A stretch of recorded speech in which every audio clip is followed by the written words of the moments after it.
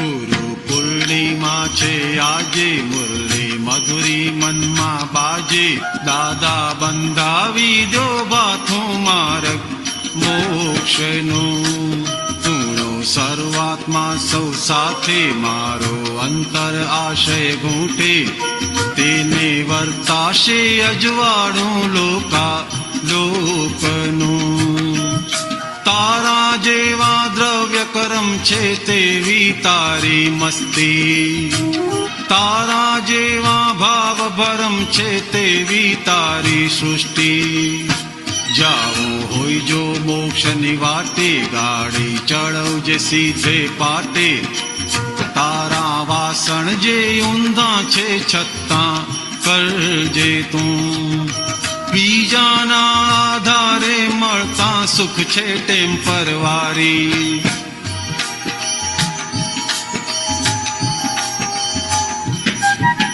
નોધારા છે કલ્પિત સુખો, અંતે છે નાદારી.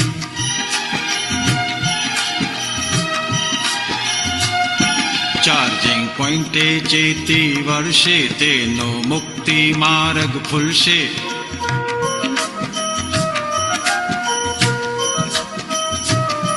દાદા ગેરંટર છે તેથી અક્રમ ઓપતું. મોક્ષે છક ભવી આત્માઓને કઈ વૃત્તિ છે બાધક.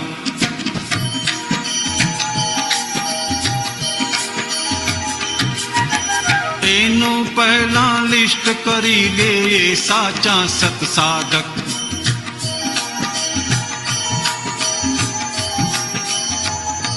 ગ્રંથિ સમરંભ અંતર ફૂટે, તેને જોતા વેતો ખેડે.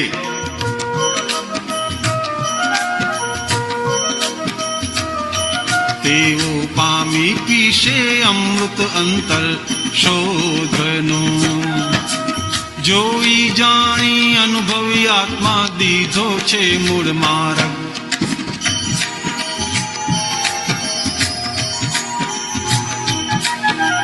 પંચાજ્ઞામાં નિકટવર્તી કિદ ખુલ્લો પરમાર્થ.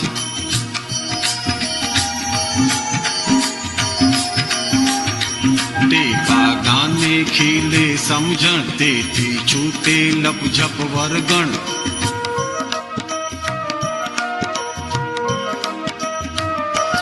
અંદર મહાવીર જેવું વર્તે એવું જ્ઞાન છું. અંદર મહાવીર જેવું વર્તે એવું જ્ઞાન છું.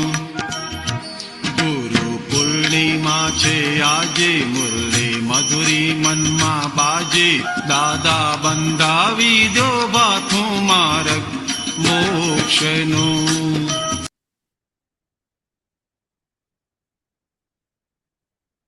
જય સચ્ચિદાનંદ. દાદા ભગવાને અક્રમ સિદ્ધિ વાપરીને આપણને સીધા પરમાત્મા પદમાં બેસાડ્યા છે.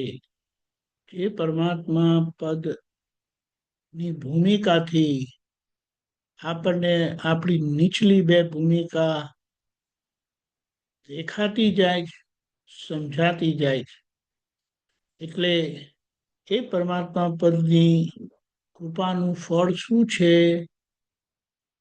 તો કીધું કે પ્રજ્ઞા શક્તિ ખુલ્લી કરી આપી. તે પ્રજ્ઞા શક્તિ માટે દાદાએ કીધું કે છેક કેવળ જ્ઞાન સુધી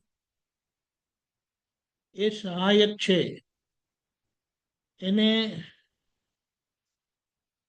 દૂતિકા કીધી, મોક્ષની દૂતિકા. હવે શું કરે છે એ જુઓ, બહુ જબરજસ્ત છે.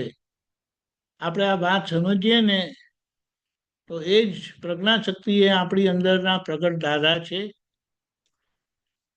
પ્રજ્ઞા શક્તિ આપણી અંદર પ્રગટ મહાવીર ભગવાન છે, 24 તીર્થંકર ભગવાન છે.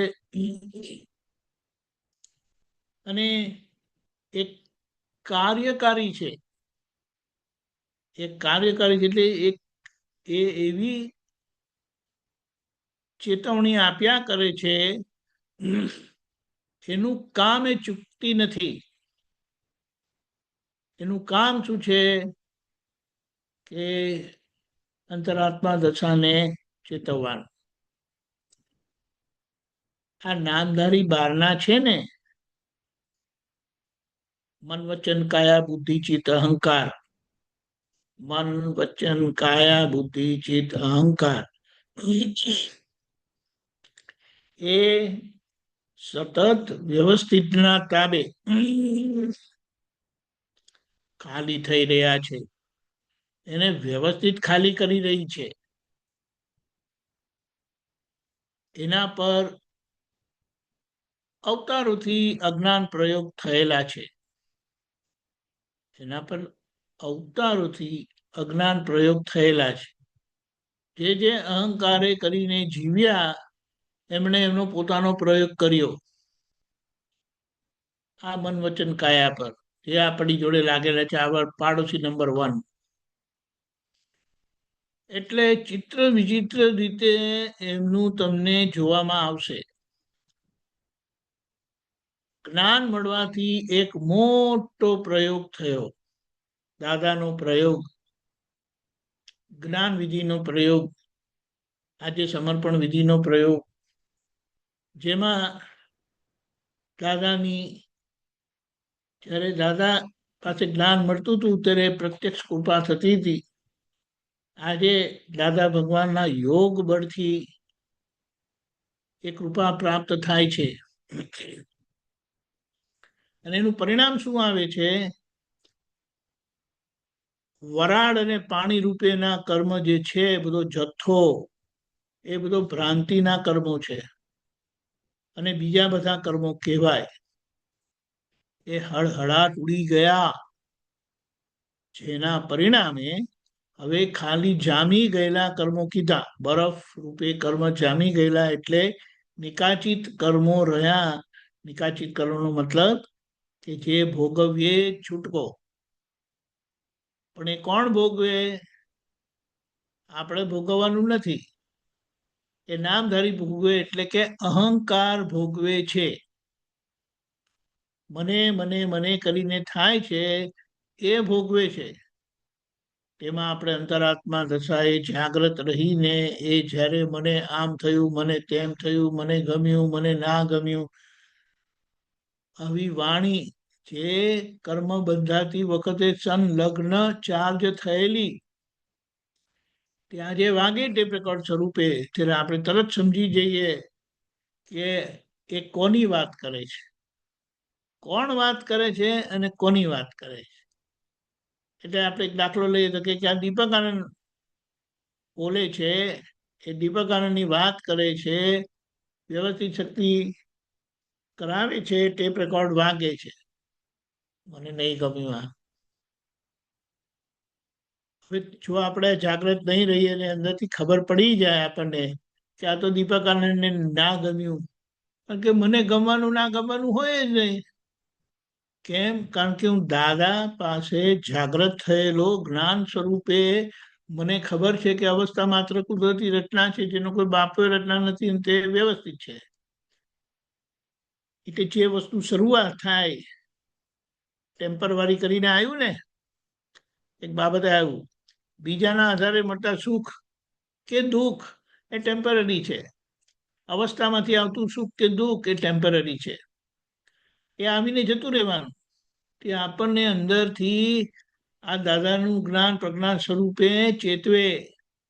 અંતરાત્મા દશાને નામધારીની બાજી તમે પકડી નહીં લેતા. એ તમારું નથી. મન વચન કાયા બુદ્ધિ ચિત્ત અહંકાર. હવે આ બધામાં દેહની ક્રિયા ખબર પડે પરભારી છે, વાણીની ક્રિયા બી ખબર પડે કે પરભારી, સારું બોલવું નથી તો એ બોલાઈ જાય છે. મનની ક્રિયા વિચારો પણ પરભારી છે, વિચારવું નથી છતાં આવી જાય. ચિત્ત મારે શુદ્ધાત્મા જ જોવા છે, તો આખું ભૂત બતાડી દે, આવા છે આવા છે આવા છે આવા છે. કારણ કે ચિત્તની ચિત્રામણ જે પહેલા થયેલી, કરેલી નહીં થયેલી, તેના પરિણામ રૂપ આ નામધારીમાં એક ચિત્ત આવેલું છે. એટલે ત્યાં એનું ચિત્ત ત્યાં જાય, એટલે વ્યવહાર ચિત્ત ત્યાં જાય, નામધારી દીપક આનંદનું ચિત્ત જાય. એવી રીતે એ પ્રકારની બુદ્ધિ પણ કામ કરે છે. એ અજ્ઞાન શક્તિ છે. અહંકારથી, અજ્ઞાનતાથી વીંટાયેલી શક્તિ જે વ્યવસ્થિતની વિરુદ્ધ બતાડે, સામાની ભૂલ બતાડે, સામાના દોષ કાઢે, એમણે આવું કર્યું, તેવું કર્યું, આવું બોલ્યા, તેવું બોલ્યા, તો આપણે ના સમજણ પડે કે પ્રજ્ઞા શક્તિ તો આપણી ભૂલ બતાડે, એટલે કઈ ભૂલ છે. એટલે તરત સમજી જઈએ. આ નામધારી આપણી પાસે ક્લેમ કરે છે કે ભાઈ મને મુક્ત કરો, તમને દાદાએ મુક્ત કર્યા. આપણે કે ચોક્કસ પૂરેપૂરા મુક્ત કરવાના. હવે અમારે કોઈ બીજો કામ ધંધો છે જ નહીં. આ તમને મુક્તિ આપવાની એ જ મારો કામ ધંધો છે. અને આપણી જે આખી આ અંતરયાત્રા છે, આ નામધારીને મુક્ત કરવાની, એ એટલી બધી દિવ્ય છે કે એ કરતા, એટલે અંદર આ નામધારીને મુક્ત કરતા આપણો જે આખો પુરુષાર્થ થાય છે આજ્ઞાનો, તે બીજાને ભાગે કલ્યાણકારી થઈ જાય છે, કરવાનું રહેતું નથી. છતાં આપણી પાસે દાદાએ ભાવના કરાવી, એટલે ભાવનાના પરિણામ રૂપે આપણું પહેલું ફોકસ આ નામધારી પર રહી. એટલે આ રીતે અંદર ગ્રંથિ ઊભી થતા જ એ 5 ઇન્દ્રિયોના વિષયોનું સુખ કે દુઃખ ઊભું થતા જ તરત જ અંદર જાગૃત થઈ જઈએ અને ઓળખી જઈએ, નોય મારું સ્વરૂપ. કારણ કે આ અવસ્થામાંથી જન્મેલું, ઊભું થયેલું મારું સ્વરૂપ હોઈ શકે નહીં. એટલે શું કે આ આપણી અંતર શોધ પ્રજ્ઞાશક્તિ કરાવે છે, વિવેક કરાવે છે કે એ ભાઈ, ઓ બેન, આ આપણું નોય. એટલે તરત આપણને ખબર પડી જાય. એટલે કે જોઈ જાણી અનુભવી આત્મા તે હું. જુઓ, પ્રજ્ઞાશક્તિ દેખાડે છે તેને દાદા કહે છે જુઓ. એટલે વિજ્ઞાન સ્વરૂપે આજે પ્રજ્ઞાશક્તિ કામ કરી રહેલી છે અને આપણને દેખાડે છે અને આપણને ચેતવે છે કે જુઓ, હું દેખાડું છું તે જુઓ. આ તમને બુદ્ધિ દેખાડે છે તે તો અવળું દેખાડે છે. એટલે કે દીધો છે આપણને મૂળ માર્ગ. એ દાદા ભગવાને કેવી અનહદ કૃપા કરી છે અને આપણને હાથમાં મોક્ષ આપી દીધો. અને પ્રજ્ઞાશક્તિ ખુલ્લી કરીને એ દાદા જ બધાની અંદર બેસી ગયા. આટલા બધા લોકોને એક સાથે લાભ મળતો નથી. 1 2 3 એમ કે છે કે ક્રમિક માર્ગના જ્ઞાની હોય ને તો 1 2 3 જણા, ખરેખર એક જ જણ બૂঝે એમ કે છે, એટલે મોક્ષે જાય. દાદાએ આટલા લોકોને મોક્ષમાં, તીર્થંકર ભગવાનની વાત જ જુદી છે, એમની તો કોઈ રીતે વાત થાય એમ નથી. કારણ કે એ તો કલ્યાણના પરમ ઉત્કૃષ્ટ નિમિત્ત કહેવાય, જે દાદા ભગવાન ભવિષ્યમાં થવાના છે અને એનું પ્રિકર્સર કે એટલે હમણાં આપણને એનો લાભ મળ્યો છે. એટલે કે એ દાદા ભગવાન અંદર બેઠા બેઠા પ્રજ્ઞાશક્તિ સ્વરૂપે આપણને બધું દેખાડે છે, યથાર્થ દર્શન કરાવે છે. એ નામધારીનું અંતરાત્મા દશાનું બંને અને ચેતોતા પંચાજ્ઞાથી નિકટવર્તી કિલ્લો કીધે ખુલ્લો પરમાર્થ, પરમ અર્થ ખુલ્લો કરે એવો રસ્તો આપણો ખુલ્લો કરી આપો. અને પછી સાથે સાથે ત્રિમંત્ર, નમસ્કાર વિધિ, 9 કલમો, શુદ્ધાત્મા પ્રત્યે પ્રાર્થના, દાદા ભગવાન અસીમ જે જયકારો આપણને આપ્યા ટેકા સ્વરૂપે, કે જ્યાં કઈ બાબત વધારે જામી ગયેલી હોય કર્મથી, તો કે આ WD-40 હોય છે, એક સ્પ્રે હોય છે, જામી ગયેલા નટ હોય ને જે ખુલતા ન, પેલા શું કહેવાય, કટાઈ ગયેલા, તેનાથી ઉખડી જાય. તે એવું આપણને આ ટેકા જ્ઞાન આપેલું છે કે જે આપણે નામધારી પાસે કરાવીને એનો ઉકેલ લાવીએ છીએ. તેથી છૂટે લપઝપ વર્ગણ, જે ચોંટી ગયેલું છે ને તે ફટાફટ ખુલવા માંડે, અંદર માવી જેવું વર્તે એવું જ્ઞાન છું, એવું આપણને અનુભવ થઈ રહ્યો છે. અલ્પ અનુભવ થયો છે, એવો કંઈક અનુભવ થાય એને સ્પષ્ટતા આપણને થાય, તે માટે આપણે આજ્ઞા, સત્સંગ, ચરણવિધિ, રાતનું નિધિ ધ્યાસન, દાદા ભગવાનના અસીમ જે જયકારો આપેલું છે. જય સચ્ચિદાનંદ. આખા દિવસના પ્રોગ્રામમાં સવારે